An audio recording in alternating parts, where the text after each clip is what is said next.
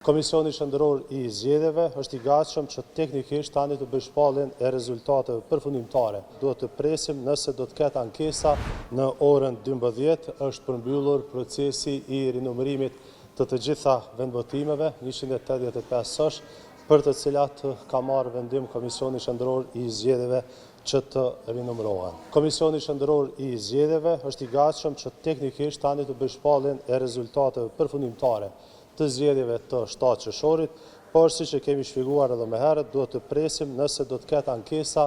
lidhur me administrimin e numërimit nga dita e fundit në QNR, e cila ishte dita e mërkurë 17 qershor, afati i cili përfundon sot e premte, dhe gjithashtu KQZ do të pres nëse do të ketë ankesa lidhur me administrimin e rinumërimit i cili është zhvilluar gjatë këtyre 2 ditëve në qendrën numërimit dhe të rezultateve, pra proces i cili është përmbyllur sot në datë 19 qershor në orën 12. Për procedurë, lejoni t'ju njoftoj që para shpalljes së rezultateve, si zakonisht Komisioni Qendror i Zgjedhjeve do të kërkoj konfirmim